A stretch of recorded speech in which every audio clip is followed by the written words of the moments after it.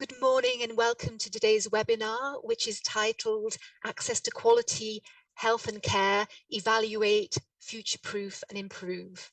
My name is Nicola Bedlington and I'm an advisor to the Patient Access Partnership and have the honour and pleasure of being your moderator today.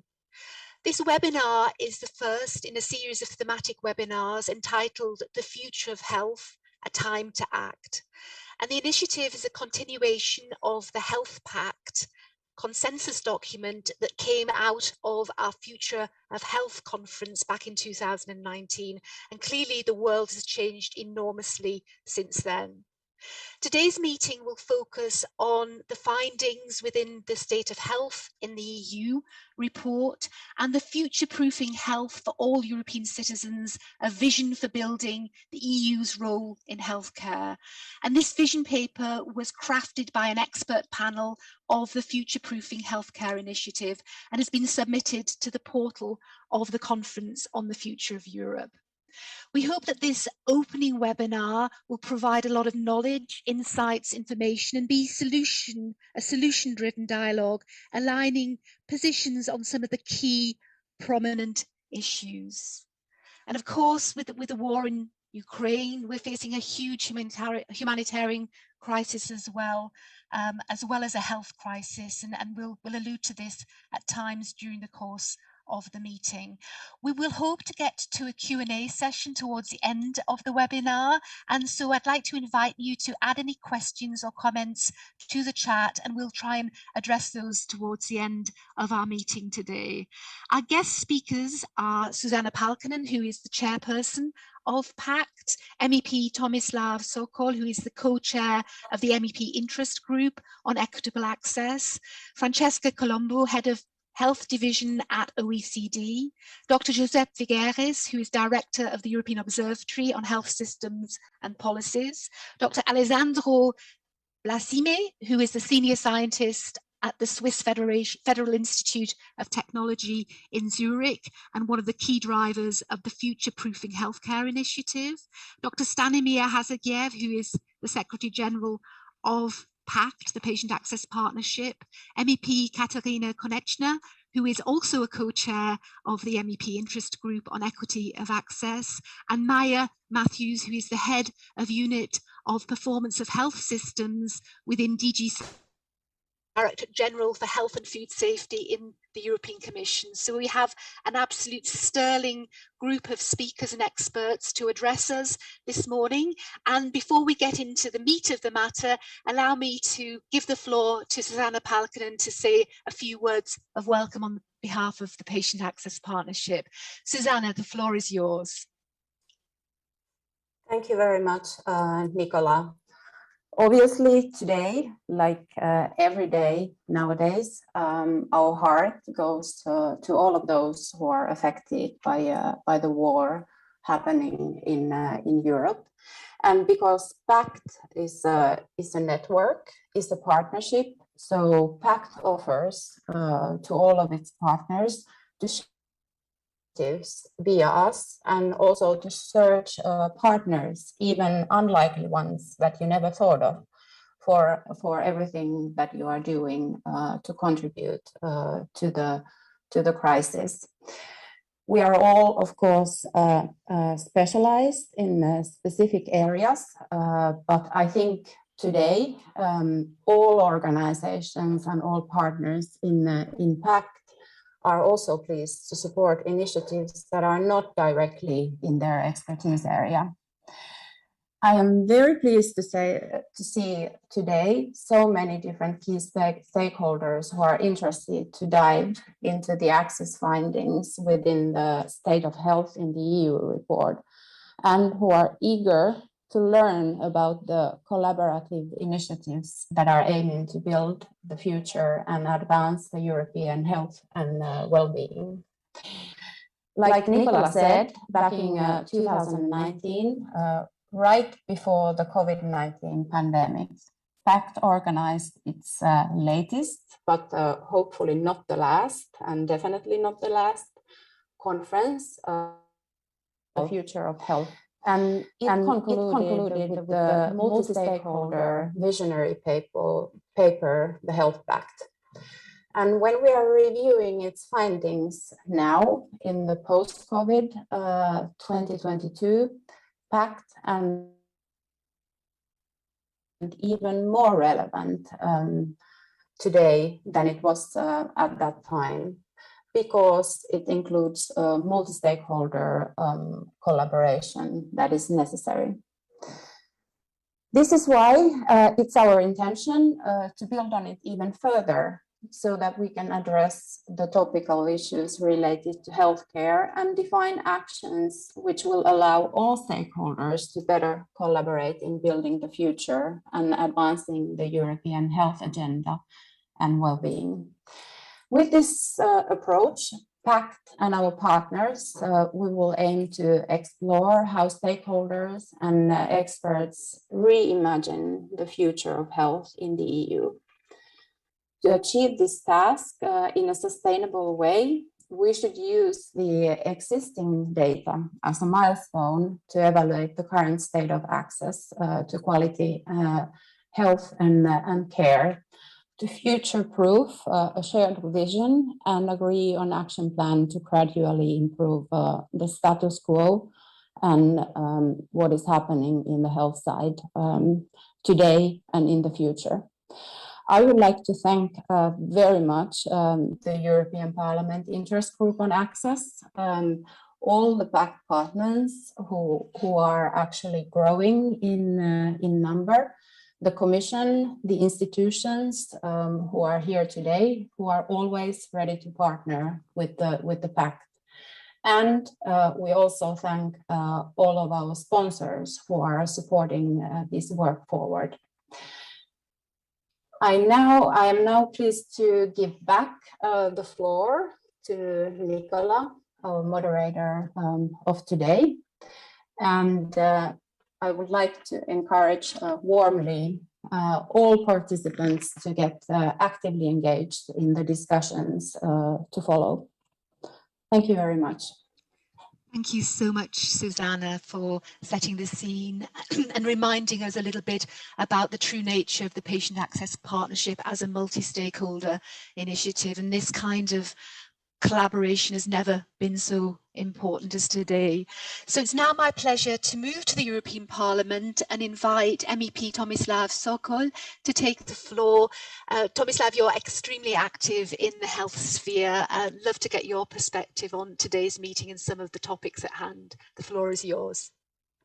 Thank you very much, and thank you for organizing and inviting me to give this introductory speech. There are many topics that are mentioned, so it is defined in a very broad way. So it will be very hard to include everything. But I think when you speak of access, there are some basic things and some basic concepts that we have to mention. So first, we know that healthcare is primarily a national competence, right? So organization and financing and delivery of healthcare is primarily a competence of the member states. So member states have within their autonomy to define the ways on how to achieve access to healthcare. And the result of these facts is that there are big differences across Europe in terms of access. And of course, in terms of what you're entitled to, what medicines are covered by the state budget, by public health insurance funds, in terms of the health infrastructure that you can access, in terms of patient entitlements, etc., etc. So all these differences reflect differences between different member states, so their financial possibilities and their regulatory frameworks. And of course, because of this, we also have not just differences in terms of access, but these differences directly reflect to health outcomes as well. So when we were making the report of beating cancer plan in the Becker committee, special committee of beating cancer, we realized that there are almost 40 or 50% bigger chances of dying from cancer once you contracted cancer in eastern parts of European Union, not everywhere, but in these developed regions, than in western parts of Europe. And this is something which is completely unacceptable, because this essentially means that we have first and second class citizens.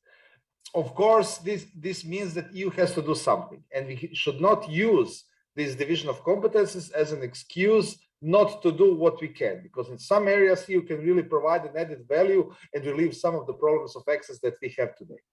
I have to say, when we speak of COVID-19, this also has to be mentioned. Of course, COVID-19 has created many problems for healthcare systems, especially in terms of providing strain to access. But also not just in terms of COVID-19, but also creating problems for patients who suffer from other diseases who could not access diagnosis, treatment, etc. Like again, for instance, because the cancer patients, because the health system was really focused on COVID-19. Thank God, this problem is now smaller than it was several months ago, but this is something that definitely needs to be mentioned. On the other hand, what COVID-19 has done is that it really put healthcare in the focus of European institutions. And I think this is a milestone. This is something that we never had before. Traditionally, healthcare was a marginal issue within the European Union, we have to say, within the actions of European institutions. But now, because of COVID-19, it has really become a focus of the European Union, of the Parliament, Commission, and even the Council. So I think that we have to use this opportunity. We have to use the fact that healthcare has become much more important in Brussels bubble than it was before to really provide some concrete solutions. And I believe that there are some issues where European Union is the one that can provide the added value. Member states cannot resolve problems by themselves. Some very concrete things. So first, the big problem of accessing cross-border healthcare. So we know that patients who cannot get the same quality treatment or adequate treatment in their own home state are, according to the EU legal framework, entitled to get this healthcare in another member state. But this legal framework is very complicated. It has many administrative obstacles that you have to go through. We have two sets of legal rules regulating the same thing, the same entitlement, but with different conditions, requirements, etc. And this is something which is very problematic for the patients to access this healthcare. So I believe that by reviewing and revising the EU legal framework on cross-border healthcare, especially on prior authorization and reimbursement rules, that patients can facilitate patient access to better healthcare if they cannot get adequate healthcare in their own home country. Second thing that I would like to mention is the access to medicines. So different prices of medicines are a problem within the EU. We have some studies on that, so that healthcare systems in different member states pay different prices for the same medicines, and this directly reflects to possibilities of patients to access healthcare as well. Of course, what we proposed in the Becker report, and this is something that was also provided in my amendments to the Becker report, is to use the experience of joint procurement of vaccines also in the area of medicines, especially very expensive medicines. And the procurement of vaccines has shown us that EU can act, that EU has the legal possibility, legal competence to act in terms of joint procurement of medicines. And joint procurement of medicines achieves several objectives. So first, it creates a level playing field. So everybody then pays the same, and all the member states and all the patients in all the member states are in the same position than if we have joint procurement on EU level. And of course, what is even more important is that this kind of joint procurement creates a better bargaining position on parts of the public institutions, the member states, than if every individual member state, including very small member states like my member state, have to negotiate with pharmaceutical companies individually. So I think this is very important. We are aware of the fact that the joint procurement of medicines is not realistic for all medicines, but for very expensive medicines, for rare diseases where we have problems of access and very big prices in different member states. I believe this kind of joint procurement on EU level can make a difference. Also there's the question of financing. So now we have more financial instruments related to healthcare on EU level than ever. So we have EU for Health program, which is 12 times bigger than the previous budgetary health program in the previous budgetary period. We have the cohesion, which now has healthcare as one of its priorities, especially beating cancer. So Horizon program to invest in health research and innovation. And finally, we have the cohesion policy, the aim of which is to reduce differences in terms of development and living standards between different member states. And I think that cohesion policy is an extreme potential. And I made a report in the Committee on Regional Development on how we can use cohesion policy in the best possible way to achieve equality of access to healthcare in the EU.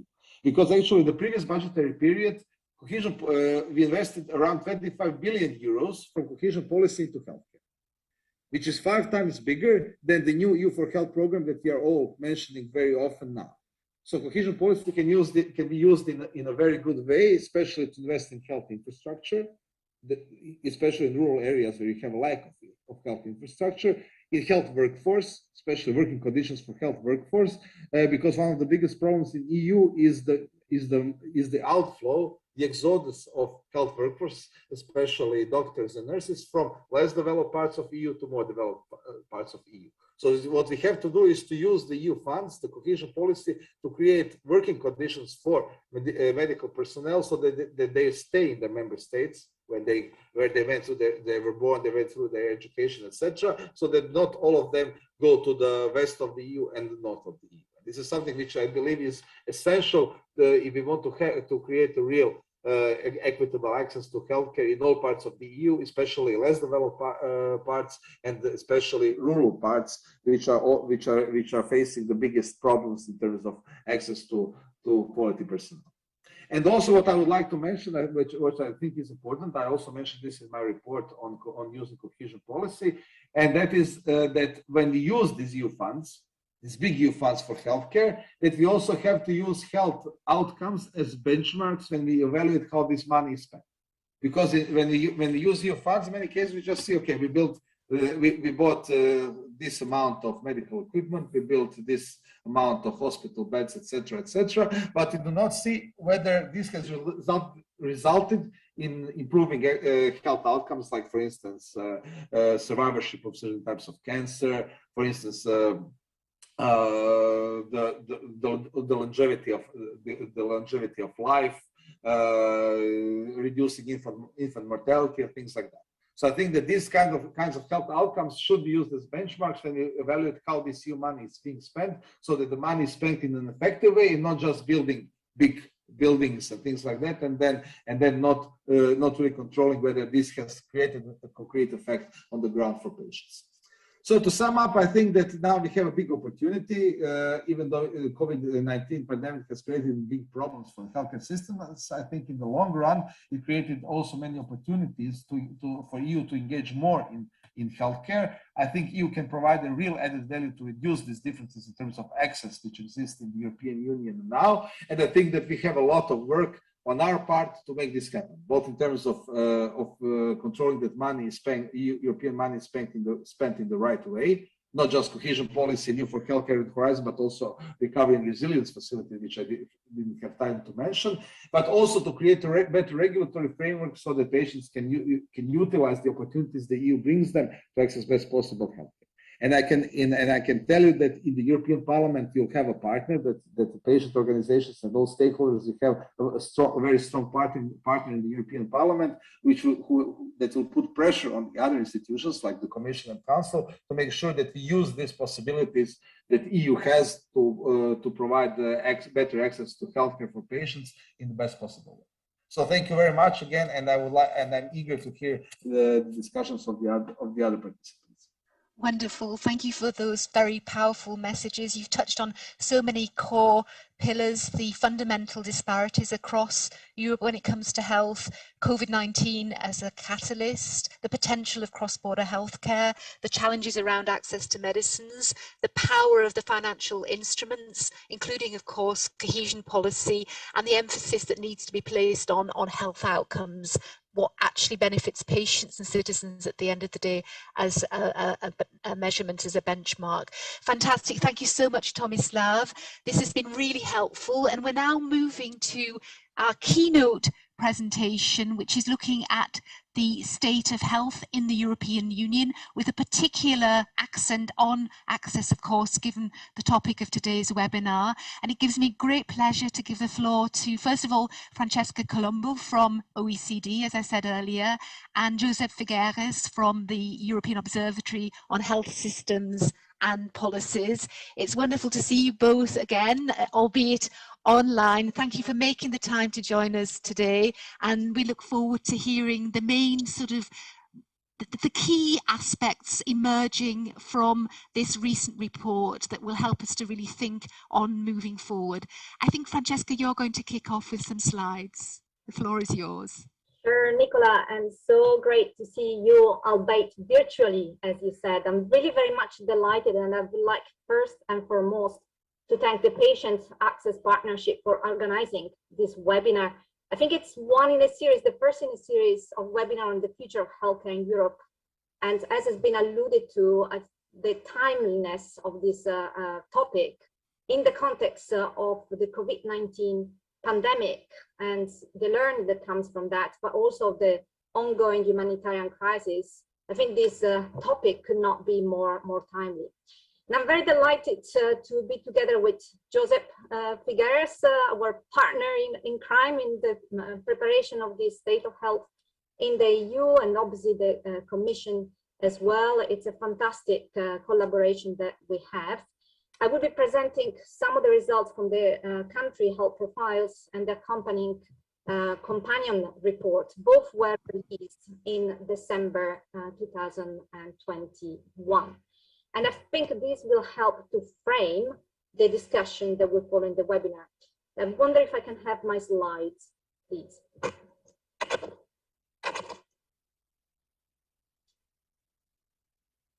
Great, I see it's in full screen. Thank you so much again. So let me move. Doesn't move, so maybe you can do it for me. Next slide, please.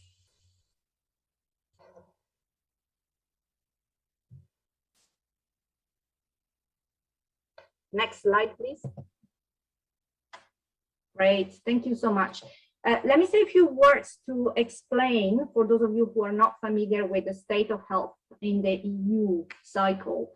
It's a cycle of a 2-year, it's a 2-year really process, which was initiated by the European Commission already in 2016. And it's really aimed and designed to provide improvements in knowledge in the field of health on a country-specific level. And the cycle is really starts with what you see on the left, the Health at a Glance Europe, which is a publication by the OECD with the Commission. The publication will be released in 2022, later this year. And move on then with the profiles publication. Those are in-depth analysis of the health in specific member countries for 27 EU member states, as well as Iceland and Norway. In parallel to the country profiles, on the same year, the Commission also published what is called the companion reports. And following the publications of those profiles and companion reports, member states can also ask for what we call voluntary exchanges, which are really policy dialogues with the opportunity to go more in depth on the policy findings, as well as the key priority and responses that individual countries may want to put in place. Moving on to the next slide. This is just to really frame what these country profiles are about and how they are structured. We followed this year in last year, 2021, the same structure that was done in previous editions. But we also had specific impacts and look at the impact of COVID-19 and the responses in the European health systems in member countries.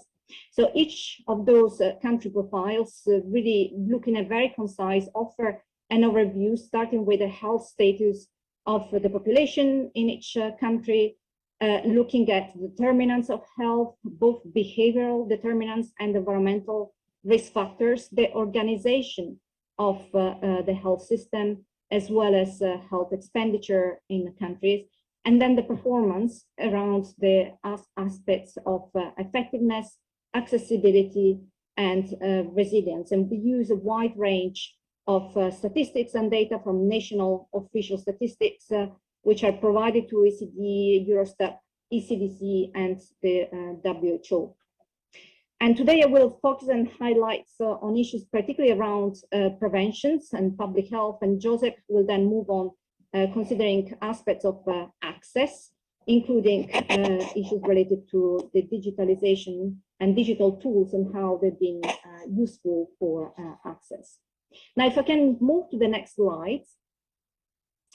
As a sort of to frame again this discussion and just to start taking a look at the very large differences that exist in countries actually that existed even prior to COVID-19, prior to the pandemic, in terms of resources, in terms of health spending.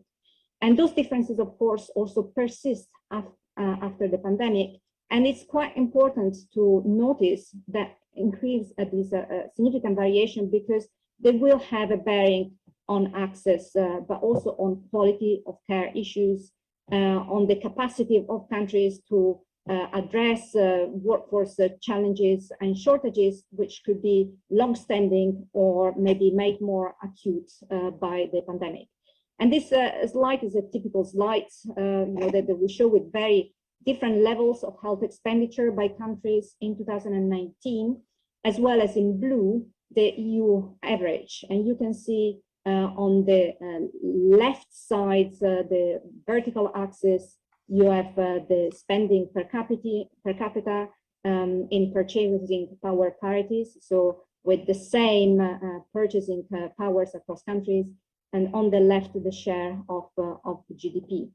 And again, we see extreme variations. If we look, for example, in terms of the spending per capita adjusted for the cost of living, there is a variation which is as much as 3 or 4-fold across different countries, moving from those who have more resources, Norway, Germany, Netherlands, Austria, as well as Sweden on the one hand, and on the other hand, Bulgaria, Romania, and Croatia. We also find, although slightly less wide differences in GDP, in a share of health spending to GDP, with countries like Germany having 11.7% of GDP devoted to health, while Romania only has 5 or 7%. So again, this is something to bear in mind, because obviously it does have a bearing on the ability of countries to respond to the needs of patients, both in a context of crisis, but also from a pre-existing ongoing needs linked to aged population, chronic conditions, and so forth. If you can move then to the next slide, what I think is very striking when we look at spending is that despite that very large variation in level of financial resources available in countries, both in per capita terms and as a share of GDP, we found one unique, and constant pattern across all the countries, which is a very small share of that spending is actually devoted to prevention. That's something which it's very much at the heart of the work that we do, that we have been pushing, both the Observatory, the Commission, and the OECD. If we look at the spending really and how this is allocated, we find that roughly 60% of spending is devoted to outpatient care, as well as inpatient care. And that about another third of health spending goes for pharmaceutical and medical device spending, as well as long-term care. But when it comes to what is left for prevention and public health, this is less than 3% on average across the OECD, and you can see that on the very right side of this chart. Now, in absolute terms, that spending might have gone a little bit up, because this includes also spending on vaccination, for example. So with COVID-19 vaccinations, at the same time, we're seeing increasing spending also in inpatient care and also patient care during the pandemic. It's not quite clear as yet that really we have seen an increase in the share of spending devoted to public health and prevention. And quite clearly, with both the COVID-19 pandemic, where we see the people who are more at risk are those who have chronic conditions, and also with aging population pre-existing to the COVID-19 pandemic, it's quite clear that spending more and investing more in prevention, it's something which is fundamental for our health system. Now, if I can go also to the next slide. Now, as I was mentioned, the pandemic has really underscored the importance also of unhealthy lifestyles and those underlying risk factors and chronic conditions, be it smoking, be it obesity, because those have increased the risk of dying from COVID-19. But when we look at all the causes of death, we find that 40% of those are attributable to modifiable or environmental risk factors. That's about 2 million deaths across the EU. And again, this reinforced the measure that broader public health and prevention measures are fundamental, because those can address those environmental and behavioral risk factors which have a bearing on the prevalence of many chronic conditions. And I think this graph is quite telling in terms of behavioral risk factors like tobacco consumptions, dietary risks, harmful alcohol use, but also environmental issues like air pollution. So my message is really this, there are huge variations in resources, but actually we don't necessarily allocate those resources to areas where we can make perhaps a huge differences, knowing that spending on prevention and interventions on public health interventions are highly cost effective, and they do represent a significant good investment for the money spent. And with that, I'll pass it on now to Joseph to continue the presentation. Thank you. Thank you very much indeed. What a pleasure to work with you today, Francesca, as always. And this collaboration with the Commission and the OECD, as well as the kind invitation of PAC today to highlight one of the fundamental issues is concerning all of us, and perhaps some of the ways forward. So the area of accessibility. In these few minutes, we're going to be focusing on three major areas in access. There are many more, of course. One, the digital, which has increased access. We hope, we expect, the data tells us. The health workforce, the shortages, and third, the backlog, all quite tied to each other. If you could put next, please. So looking at the digital, next. Looking at the digital, we all know about the increases in the use of digital innovation. This slide in particular talks about use of teleconsultations and the access to teleconsultations during the pandemic, huge increases across the board, although also we need to highlight the divide within the region in terms of access to telemedicine and the use of telemedicine. Couple of quick messages here. Clearly, this is the way forward. Clearly, in the last meeting, we had a meeting of the SPC the other day. All member states are relying on the use of digital tools and teleconsultations, but there are concerns, of course, as to how we sustain those, how we harness those, the kinds of financial incentives, the kinds of training and guidelines, the kinds of investments in the quality of those, and secondly, on the digital divide, on the literacy, both of our professionals actually as much as our population to uptake all these new tools, and third, of course, the safety and the privacy. Very much the way forward. We need to continue evaluating it. It's not that digital needs to serve for everything, but clearly an area that can move much more forward. We can harness and we can perhaps address some of the issues we're facing with the access to services and backlog. Next, I will spend the next few slides around the area of human resources. As I said, in this very short presentation of Francesca and I, we chose a number of areas as highlights, perhaps for later to debate with you in a bit more detail, and also opening appetizers for you to look at these country profiles, have lots of details, much more data, and particularly I'm drawing a lot of that today on the companion report, the excellent companion report that the Commission has put together. This slide I particularly like. Francesca and I love this slide. It basically plots member states by the number of doctors and nurses into 4 quadrants. Of course, the one that concerns us the most is the lower left quadrant with low doctors and low nurses. So first message here is to say, yes, we have fundamental shortages that we need to address and are key to the sustainability of health systems. But as importantly, this dispersion of skill mix in the most two fundamental, if I may say so, professionals, health professionals, also raises the uncertainty as to the skill mix. While indeed shortages on the lower quadrant are very concerning, there also dispersion between doctors and nurses as if there was a substitution between doctors and nurses. Is there a substitution between both? And if there is this uncertainty on the skill mix on doctors and nurses, we guess there are, and we know, we have the evidence, there's a lot of uncertainty about the mix of specialists and mix of other professionals. So an area that I will highlight a bit more later that could help to address as well some of these issues of access and increase effectiveness and the quality of our services. Next, please. This slide will give you additional ammunition about this issue of shortages, but not only absolute shortages as we saw on the other slide by countries, but also within countries. You see on the left-hand side the number of doctors per 100,000 population, the huge differences between countries, but within countries. On the right, you can see this concept of medical deserts, a concept coined 15 years ago, where we see the huge differences in the number, in this case, of GPs in France. And actually, these differences, these problems of access, have worsened. From 2012 to 2021, you see more pale areas, i.e. areas with a lower number of GPs than in 2012.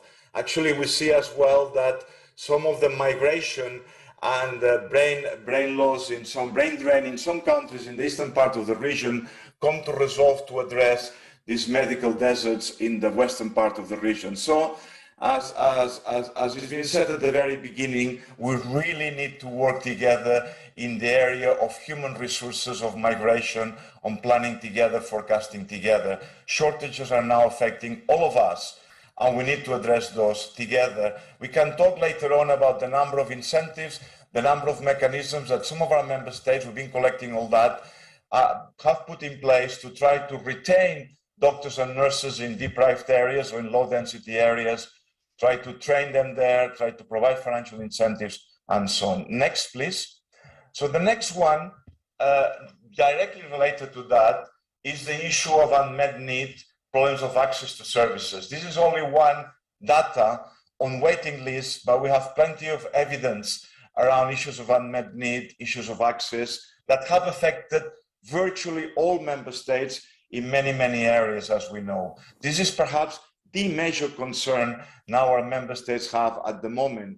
In this particular slide shows cataract surgery, hip replacement, knee replacement for 4 countries, 5 countries there. I will not go in detail, we don't have the time. And again, I hope this is an appetizer for you to go and look at all this data in more detail, but you clearly see that between 2019 and 2020, a massive, huge, massive increase in waiting lists. These several countries have tried to address the short-term pressures to increase, to increase productivity through the existing staff. But of course, we know that by using overtime, by putting additional pressures is not sustainable. In fact, there are a number of surveys out there that show countries, Spain for instance, but many others, with as much as 50% of our health workforce suffering from post-traumatic stress disorder, i.e. very high levels of stress and burnout.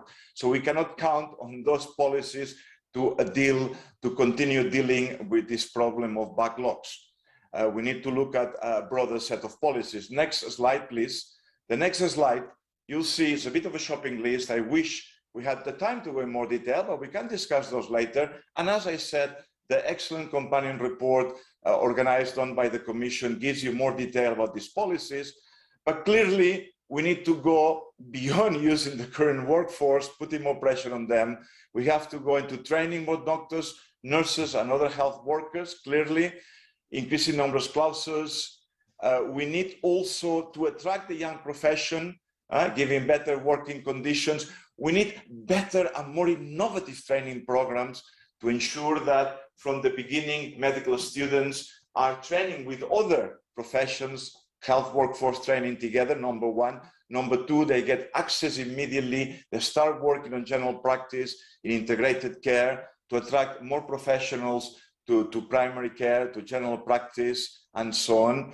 Two, as I said, increase retention rates of current health workers. It's not just money. Money is important. We need to give them more incentives. Number of member states have increased actually salaries and the incomes. The other day, as I said, in the Social Protection Committee, we heard a wide range of policies on financial incentives members have put in place.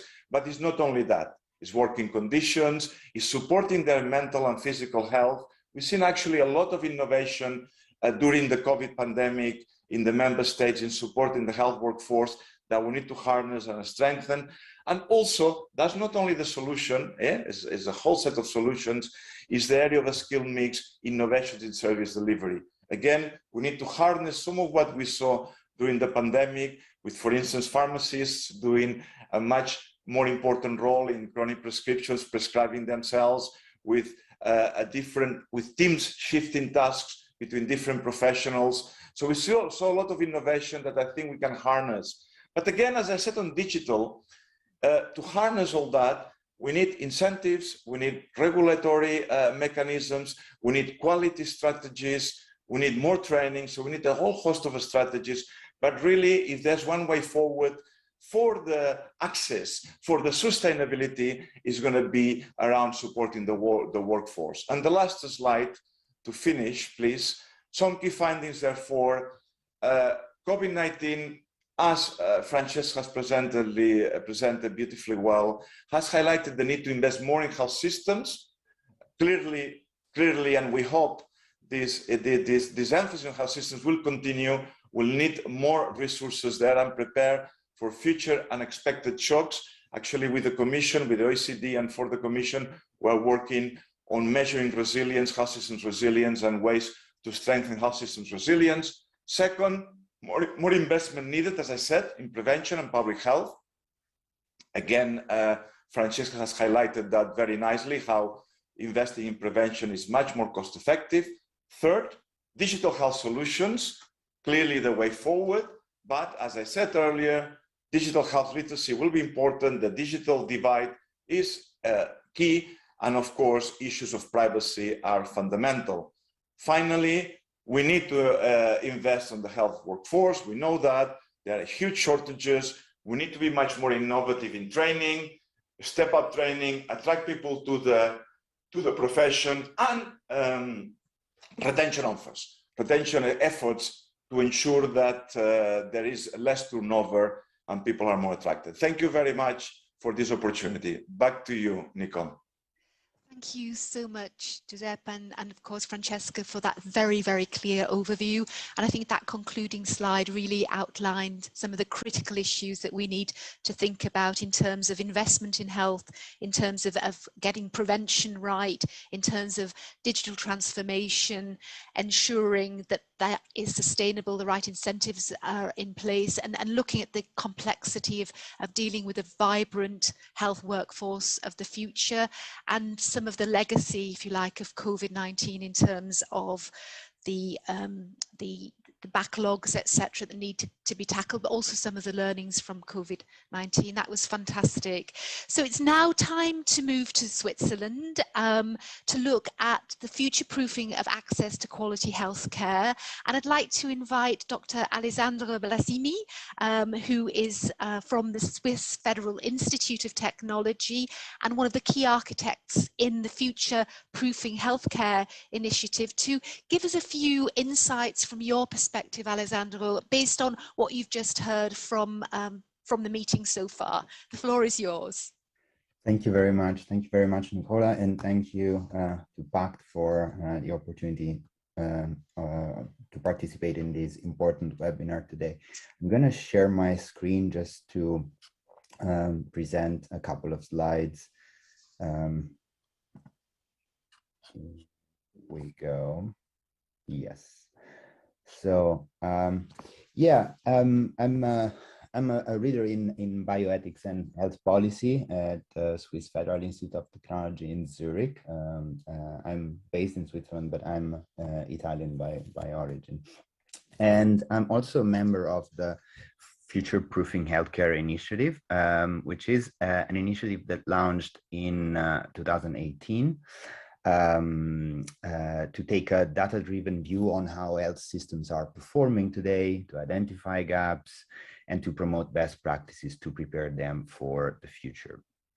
In 2020, we launched the European Personalized Health Index, which was co-created by Roche in partnership with the Copenhagen Institute of Future Studies and a panel of independent experts in patient care, health policy, digital health, and health innovation in general, of which I am a member. The personalized health index is a first of its kind resource, giving a unique overview of the current status of 34 European health systems. One of the challenges that has been, one of the lessons that has been learned from developing this index was that we are still very limited by what healthcare data exists at scale. We know that there is a lot that we could learn from data, but there are also limitations to how healthcare systems are using what they can collect, as well as what data citizens are actually willing to share. These are vexed issues in this space. Now, over the past couple of years, European health systems had to face acute pressure from the COVID-19 pandemic, of course, as we heard. And I think that what we just heard is indeed very timely, as the lessons learned from the COVID-19 pandemic should guide us in the way we think about future health system challenges. This is especially relevant as the public understanding on the importance of having accurate and precise healthcare data has increased during the pandemic and due to the pandemic. So I would like to talk a little bit about where we should go from here and how we envision the European healthcare system of the future. Wait, I lost my presentation.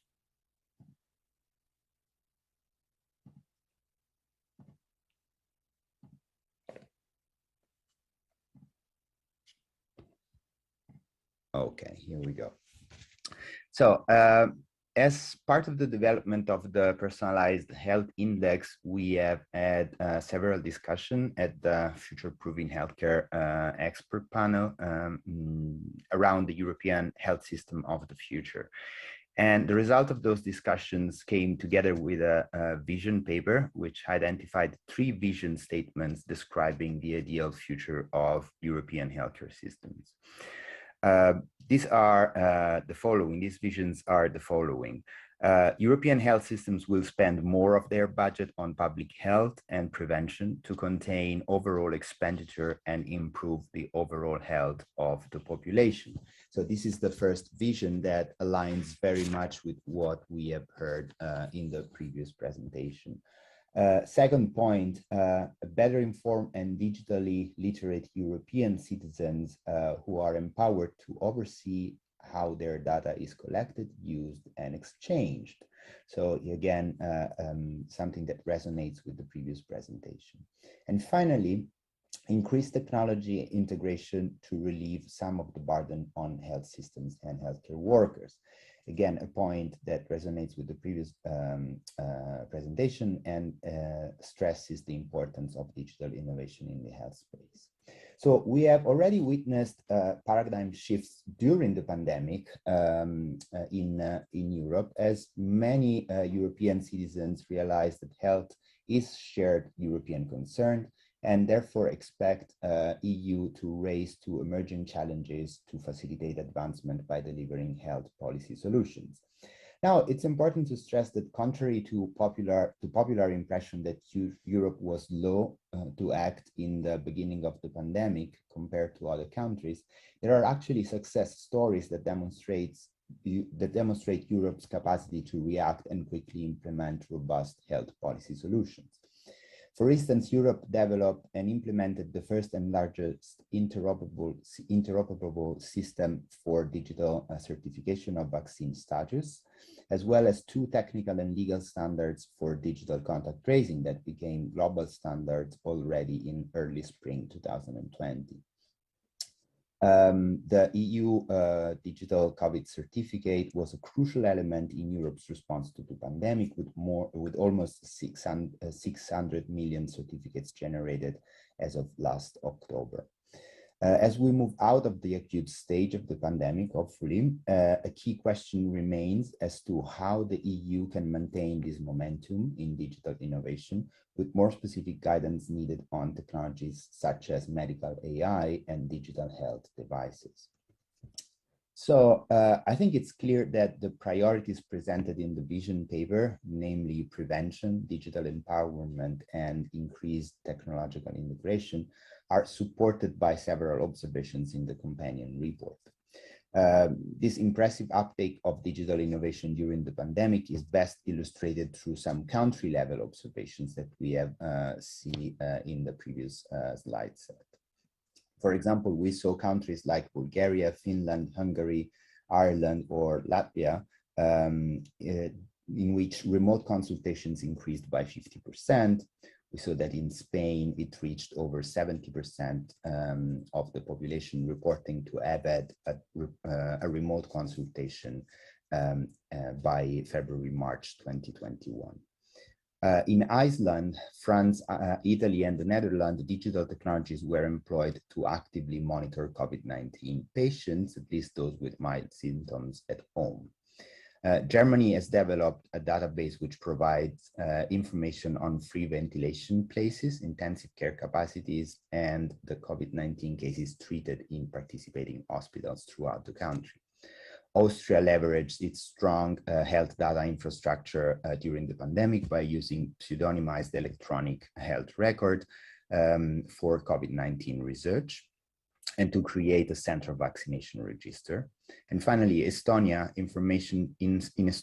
information flow was deemed too slow at the start of the pandemic, leading to the implementation of a digital system to automate the reporting of COVID-19 related information. So these are just a few examples, but to wrap up, I think that the developments triggered by the unprecedented challenge posed by the pandemic indicate that healthcare systems can adopt new technologies and care delivery methods in incredible pace and scale. So innovation technology such as telemedicine, the use of AI, the Internet of Medical Things, connecting medical devices and collecting data will be key to support European health systems of the future. A key question remains on how society can best capitalize on these technologies in order to maximize the health of European citizens and realize the promise of a future-proof health system. This is where policies can either enable or hinder the use of emerging technologies to shape the future of health for Europeans. The EU's role in facilitating this future needs to be guided by a coherent vision of the expected impact of these technologies, which is very important. And this coherent vision must thereafter translate into more specific guidance on technologies, especially in areas such as medical AI and digital health devices, with the requirements for use being proportionate to risk instead of taking a one-size-fits-all approach. So with this, I would just let you know that you can have more information about the Future-Proofing Healthcare initiative on the futureproofinghealthcare.com website, and you can navigate through the website to find both the personalized health index for Europe and Latin America, and in addition to other indices such as the Sustainability Index or the Breast Cancer Index. So with that, I give the floor back to our moderator, and I very much look forward for the ensuing discussion. Thank you so much, Alessandro, also for outlining very clearly this vision within essentially 3 dimensions. The vision that EU health systems will spend more of their budget on public health and prevention, and ultimately making financial savings and improving population health. A better informed and digitally literate European population will be empowered to really oversee their health data and to see how it's collected, how it's stored, and how it's used, and enhance technology and integration to address some of the burdens on health systems and healthcare workers that we heard about earlier. So those are three very interesting angles on ultimately a vision for the future that you've outlined. We can now move into the panel discussion, and we've got 2 or 3 questions in the chat already. But before we go into the questions on the chat, I would just like to bring in the Stanimir, please, Stanimir Hazagiev. Just a general question, again, thinking about it from the patient's perspective, how can we actually advance health innovation, the health innovation ecosystem to achieve this population health goal, ensuring systematic access to care and innovation to improve health outcomes? And with that in mind, what role for patients and citizens? We can't hear you, Stan.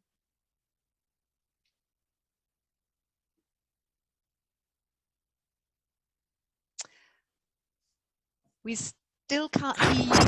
Ah, we can hear you now, perhaps. No, it's still not working. Can you hear me now? We can hear you, it's very low. Okay. Maybe someone else can start answering until I redo this technical issue. Okay, fine. We'll go into a couple of very specific questions then in the chat.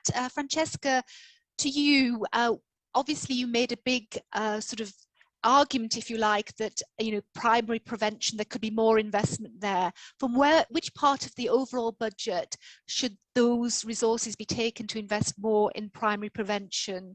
And then the second part of that question is, in your view, is secondary prevention as impactful as primary prevention? What are your thoughts in that domain? Look, okay, big question. The first one, first of all, are we assuming that we need to keep on spending and investing the same as before? And I think with COVID-19 crisis, that probably called into question the need to invest more in health system. That said, we also mentioned in the past that there is significant amount of spending that does not deliver improved outcomes. And so the question of reducing waste, inappropriate variation in medical practices, medical errors that can be prevented and so forth needs to come hand in hand. Now, assuming you have a budget that cannot be increased, the question is how you reorganize the work to avoid people getting into costly hospitalizations where that is possible, and that would free, if you want, resources for more prevention. Note also that primary prevention is something that requires not just health systems and Ministry of Health to work on, but it's really a whole of government. It does require talking to other parts of the governments, whether it's education, agricultural, and so forth, especially when you talk about issues related to the way we eat, the way we move, think at the urban environments as well. So it's not a zero-sum game. You can think about maybe we need to invest more. That said, you need to reduce inefficiencies of waste in health system. And you can think of a health system which is much more closer to the patient, much more anticipating, much more on the primary care level, which automatically will free up more resources. Now, the second question on the secondary prevention, that's a little bit more tricky. There are various studies about the cost effectiveness of different screening. Even for cancer, it really depends on the type of cancer, it depends on what age, and it depends if you're talking about the population level screening or more targeted to those who are at risk. So it's not something that you can generalize. It really depends on what specific cancer, what disease you're talking about. It's interesting, one example which is outside of the European region, in Japan, there is a very significant use of screening and of tests targeted more to the people in the workplace. And that creates some questions because there are resources which are devoted to arguably a lot of screening, which raise questions of whether that's appropriate for a particular population, but leaving out those that might be more at risk. So again, it's something you cannot generalize. Certainly some screening, it's proven that they're cost effective. Even a population level starting from certain age, colorectal cancer, breast cancer and so forth. But it's not something that you can just generalize, and definitely the rule of at-risk populations remains particularly important. Thanks, Well, Francesca. I hope you can hear me better now. Yes, indeed. To your question about the role of citizens and patients, I think the role of citizens and patients will increase in time. It's actually increasing, and we saw that during the COVID, that many patients had to take control over some conditions and had to take better care for themselves, had to get informed using different digital tools, different facilities that in some at some regions and in some places were present and were provided by the system. In others were provided by the patients themselves, creating lots of new digital tools, for example, or patient support programs that we've seen. So citizens and patients would become more and more important player in the system because they could potentially reduce some of the harm and the hurdle and the pressure that the systems have. And on the top of that, patients and citizens, being the users of the system, have unique expertise and knowledge that is undertaken currently and underestimated currently, that has huge potential to help the systems to improve performance, for example, and outcomes. So we have some challenges in this direction, and in theory it sounds great. We know that it works in some cases that we see and some good examples, but we don't have a systematic way how we harness this underused power of citizens and patients, how we motivate them and how we empower them with the tools and the knowledge so they can be active participants in the healthcare systems and active contributors to their own systems. So we have these challenges in front of us, but I think we also have the good examples from the near past. Fantastic. Thank you very much. Very clear message in terms of the valuable resource actually that patients and citizens can bring to ensuring improvements in the future. Giuseppe, I'd like to jump back to you because we had a question earlier on in relation to shortages between long-term and short-term healthcare and the interaction between this conundrum. Obviously, the latter is often more attractive for employers. That's the supposition there. What's your thought on that interaction and that sweet spot? Mm-hmm. Yes, indeed, the shortages are everywhere, but are far more important in primary care and long-term care. I think, as we said earlier, quite fast, unfortunately, this is a mix of policies that we need to put in place. One, clearly financial incentives, but also working conditions in long-term care are tougher. Second, as importantly, is the training and the attracting people to the profession and training them in different ways. In some ways, one of the challenges is that still in many of our member states, working in long-term care, working on primary care is less prestigious, the question nicely raises, than working in acute care. I think it's a way that we frame the training, the way that we expose our students to the profession, to the work, to the challenges. But also, I think it's fair to say that right now, actually, it's far more exciting to work in long-term care in terms of the innovations, in terms of the empowerment of other professions beyond the doctors, in terms of the flexibility. Our main approach to this issue is let different approaches. We're just in the process of working on a major piece of work on implementing integrated care. And what we see is give the financial incentives, the digital incentives, the training incentives, the regulatory incentives, the frameworks. So all these different innovations we see, these different ways of teamwork, sometimes led by the social workers, sometimes led by the nursing, sometimes led by the doctors in different parts. And we see an awful lot of innovation, of excitement there that we need to go and support, enable. So I think if we do that, if we increase incentives, financial incentives, if we increase training, if we're more innovative, I think we can revert that tide. Over to you, Nicole. Thank you. Thanks, Giuseppe. Staying on this theme, and actually questions come up specifically for Alessandro. Technologies can have a lot of benefit, but what is the evidence supporting the view that increased technology and its integration will reduce burden on health workers and therefore demand? Yeah, it's a very good question. As a matter of fact, technology does not necessarily reduce the need for manpower. The idea here would be that we can only achieve that end if this is an explicit aim of our innovation policies.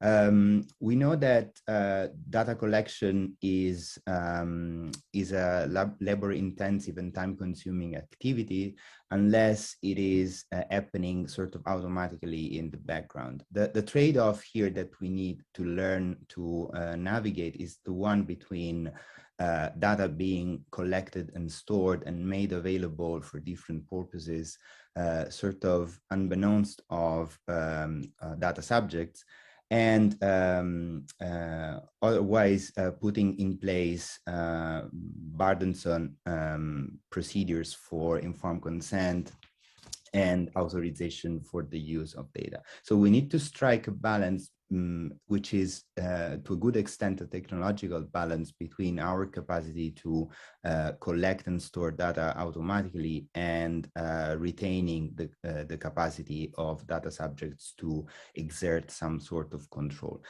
One of the key elements here is the creation of data architectures that are truly trustworthy. And if we design our data architectures and data protection and oversight mechanisms in a way that inspires trust on the part of data users and data subjects alike, then we have a chance to exploit the potential of data collection being sort of automated. There are other forms of automation that promise to release some of the burden for healthcare workers. For example, artificial intelligence. Artificial intelligence can take decisions on behalf of healthcare personnel, but of course there are trade-offs that are very well known also in these areas. So it looks that we, as patients as well as healthcare professionals, we don't want to fully delegate crucial medical decisions to intelligent systems, no matter how efficient they can be. But the problem here would be to, again, inspire design of artificial intelligence system in the health space that can be trusted. And I think that this is the key variable in the development of technologies that will actually be able to reduce the burden on healthcare workers. If technologies are trustworthy, healthcare workers will let them do part of their job. If they are not, they will not trust automation in the first place. And the same is true for patients. I think that patients want to have the impression that their data is being handled in ways that can be trusted, that can be trusted through a series of clear accountability mechanisms in which different trusted subjects take responsibility for what happens to their data. So this, I think, is the key to develop technologies and to ensure technological innovation that can really achieve the aim of releasing some of the burden on healthcare workers. Thank you, Alessandro. Any comments from our panelists, Francesca, Giuseppe? Well, very much agree on the issue of trust. It's fundamental when we're talking about data and use of data. I think important to remember that the health sector is lagging behind other sectors of the economy in really using data to improve outcomes broadly defined. So in the case of health, it would be to improve the patient-centeredness of the health system, but also to improve surveillance, to improve clinical care, and to improve research. And so if we look at even the type of investments which are made in those trusted platforms as well, in creating governance systems which are sustainable and robust, there is much less investment in health system relative to what we find to other sectors in the economy, and including in workforce which has the capabilities to manage the data in a trustworthy way. So completely agree. That's something that needs to be addressed. Is not to go to the detriment of health professionals, is actually to really help the health system be much better performing and achieving, those goals of improving surveillance, clinical care, patient-centeredness, and improve research. So it's huge opportunities out there for the future. It needs to be managed properly, of course, but even discussion on privacy should not come as a either or. It's actually how to have a privacy respectful use of data, but it still allows the use of data for those public health needs and purposes. Thank May you, I Francesca. come in on this one, Nicole? Yes. You may, Giuseppe, please, very briefly. Thank you. No, I totally agree with my colleagues, indeed. Why would I ever disagree? Let me add a new element there, please, though. I mean, telemedicine. Telemedicine has been there forever. What has happened during the crisis that all of a sudden we saw those changes? What I'm saying is there are other elements in addition to the investment on the data and the technology, which I couldn't agree more, of course. But we need to invest equally on guidelines, on regulations, on the quality, on the culture of the professionals. I could tell you a few countries at the moment now, they are thinking about going back onto telemedicine. One I'm very close to where I live. So what's happening with the culture, our patients' culture, the digital health literacy, and our professional literacy. Let me give you very quickly, Nicole, because you'll enjoy that example. Just heard it the other day from our colleagues, the Portuguese. A screening for dermatological problems. How long we have had digital telephones? How difficult is for a GP to take a picture, send it to the dermatology in a hospital that looks at it and says whether the patient should go to the hospital or probably is nothing. 90% they can diagnose over a picture. The Portuguese put that in place, didn't make a difference until they decided to introduce regulations by which the hospitals that had not first seen a picture of that dermatological problem, they would receive a lower incentive, lower payment than the normal visit. Number one. Number two, in that country as well, with the dermatological screening, so we saw a huge increase. We saw a huge increase on using a technology that's been there just by changing the incentives. So it's a second example. In Portugal, I'm using Portugal today, I could use other examples. Every time that a doctor or nurse or someone accesses your clinical record, you receive an SMS on email if you choose. How difficult is to do that? How difficult is technologically?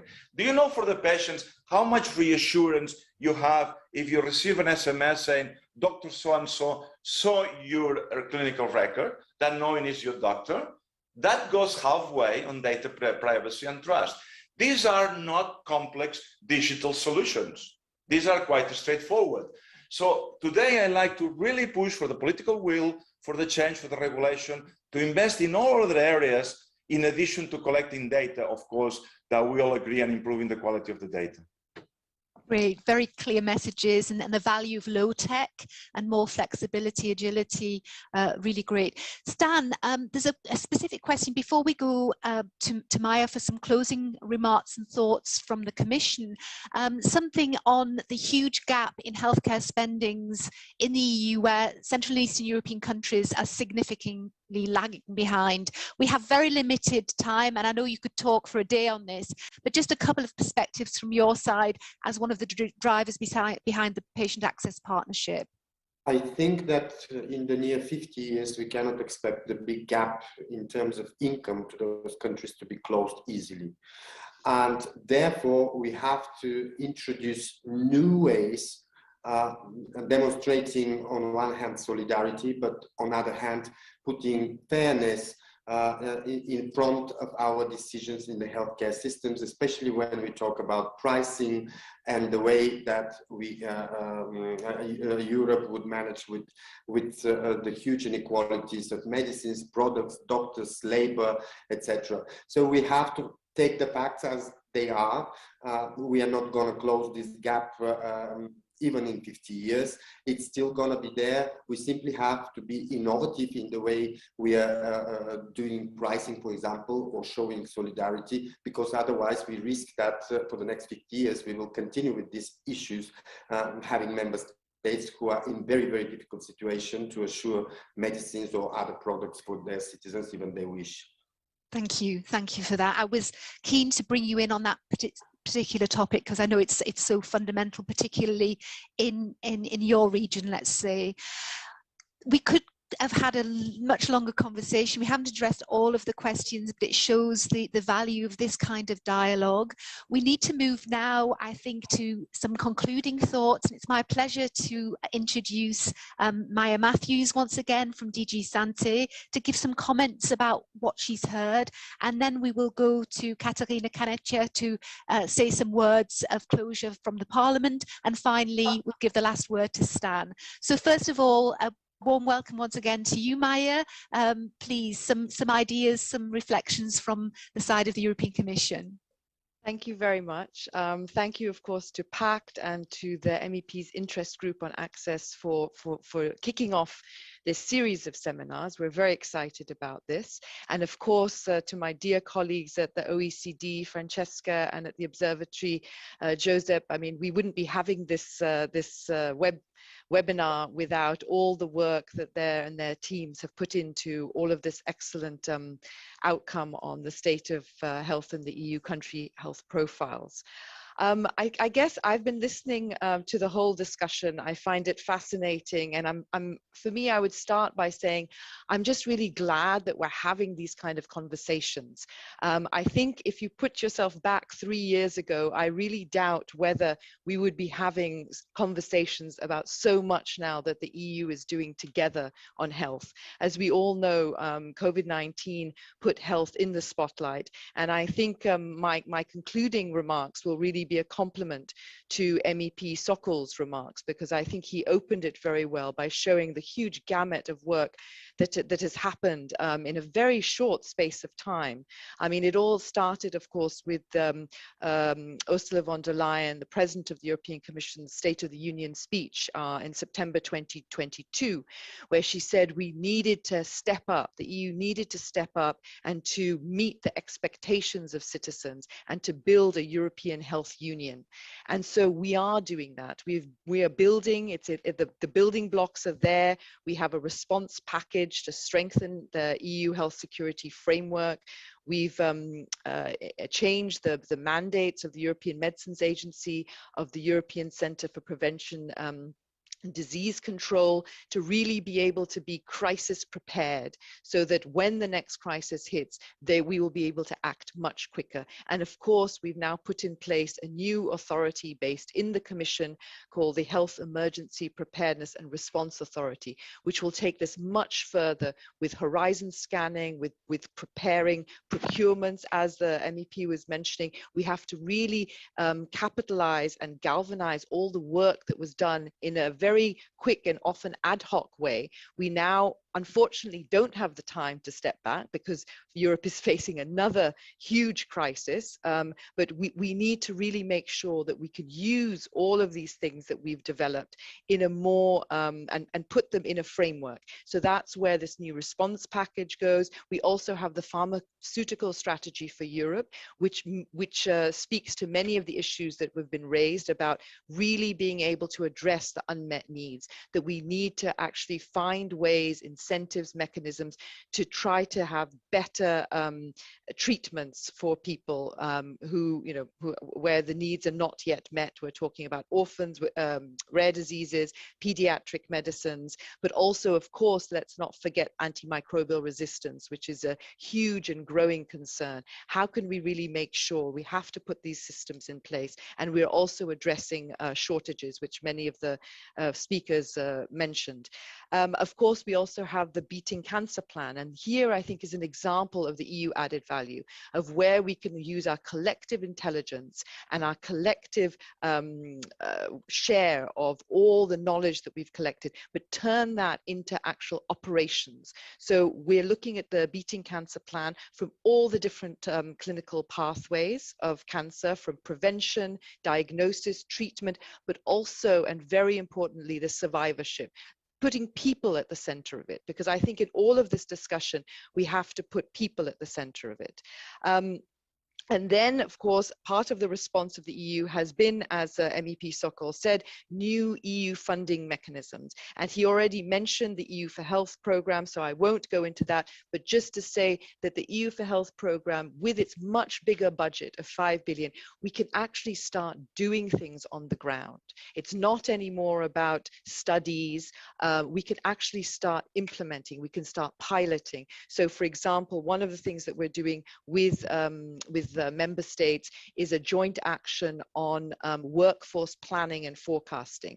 And instead of just sharing information, we really hope that this will be an opportunity to look at different member states and where they are with the nice slide that Joseph showed on the different ratio of doctors and nurses, and to really be able to operationalize now and to find ways to be able to look more carefully, but also be able to have some sort of impact on the ground. And then I wanted to spend a few minutes talking about the Recovery and Resilience Facility, because I think in some of the questions that I saw in the chat about, the investment in health and the prevention, I mean, I think the Recovery and Resilience Facility is a game changer there, because it's a huge amount of money, and it's putting it in the hands of the member states. Because here again, I want to reiterate that all of the policies that I've mentioned are all within the competence that the EU has for health. And of course, member states know best what their health needs are, and that will not and should never change, because they're the ones who know exactly, the needs of their citizens.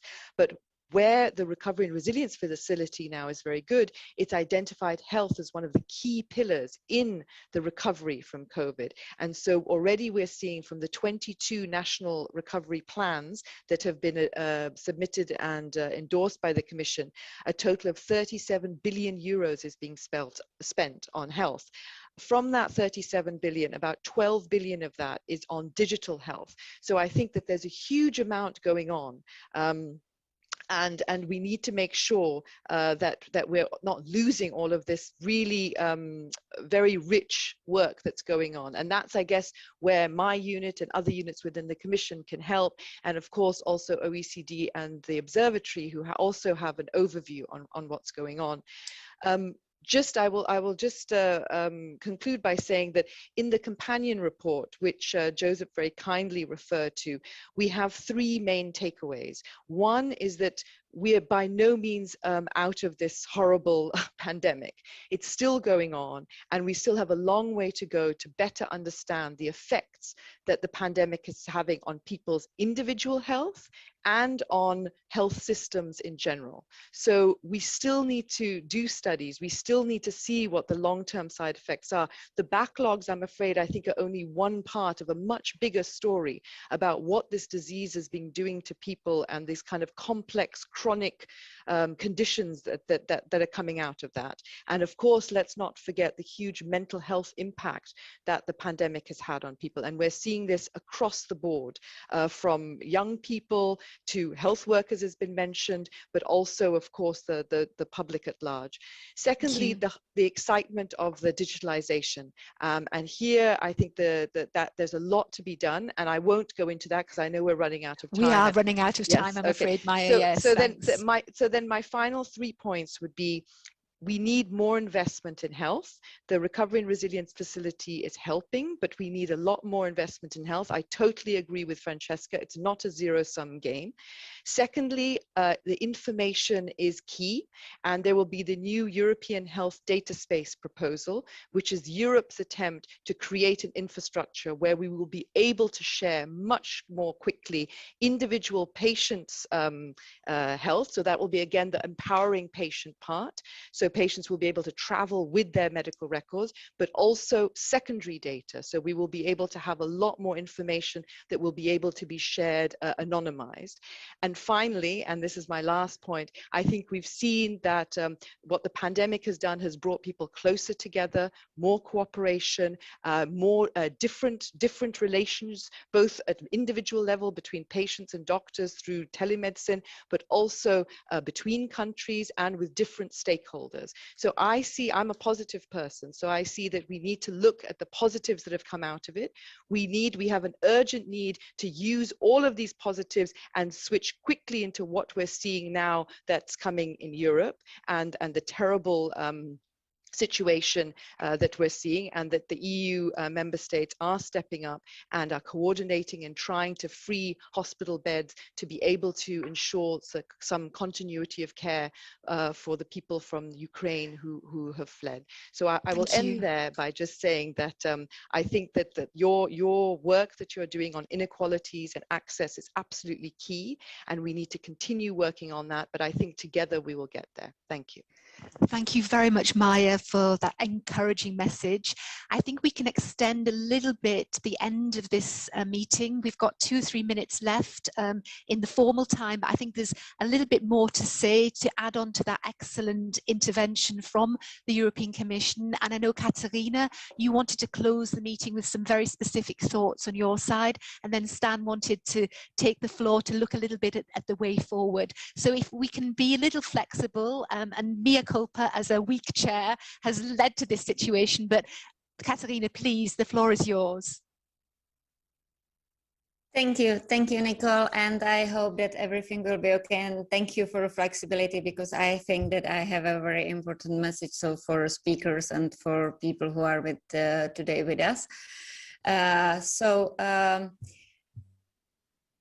First, let me thank the organizers for organizing the seminar. I think there is a need to talk about public health policy in the EU more than ever before. The COVID-19 crisis and current difficult situation tested the collective solidarity and demonstrated the resilience of the European health system in an unprecedented way. The crisis also showed the way for a better future, for more efficient healthcare, togetherness in the world. The invasion of Ukraine affects again humanity, our society's prosperity, and the vision of future for us all. We are facing an unprecedented wave of refugees. So far, not all countries are under this pressure, as the greatest pressure is still concentrated in a few member states. Sooner rather than later, the health system of other member states will also come under pressure. For the last 2 weeks, we have been addressing the lack of capacity to treat cancer patients who have come from Ukraine to Poland, Slovakia, and the Czech Republic. There are thousands of them. We are trying to share this border with other countries. However, we are already seeing this week that this does not end with the cancer, and it's a huge and very complex problem. Because after cancer, we also start to have a problem with infections with the rare diseases. Other diseases will probably come soon.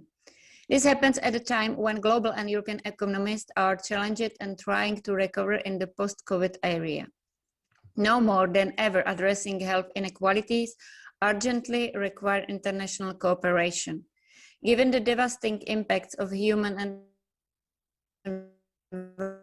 environment, now there is more need than ever for the continuation of all multilateral formats of collaboration, and perhaps an even greater need for open cooperation for actions that focus on recovering economic and social prosperity. Our experience demonstrated that when we have our political will, many things are possible. The imperative with the wave of refugees and the European human response, we need to put people and patients at the cancer, better understanding the levering signs, overcoming together uncertainties, building trust according to our European values, and share our capacity. Unlimitedly, all these crises showed us that we cannot keep health and economic stability in separate silos. They are linked. We cannot keep working in silos. Only together we can build a vibrant, innovative ecosystem and efficient, flexibility regulatory framework, which will support the ultimate goals of health system. Keep people healthy, ensure the patients get the care and treatment they need when they need it, and give back to society. To keep the EU of the forefront of innovation in all its quiet, health needs to be understood as integral to wealth and equality and society. It's our responsibility towards the new challenges to drive health and wealth across Europe. This is a definition moment. This is a defining moment for Europe, and we call for the full commitment to act together and to step up even more the work of our interest group. We call to unite in a movement to foster collaboration and bring innovation to citizens and patients in a sustainable manner by partnering collaboratively.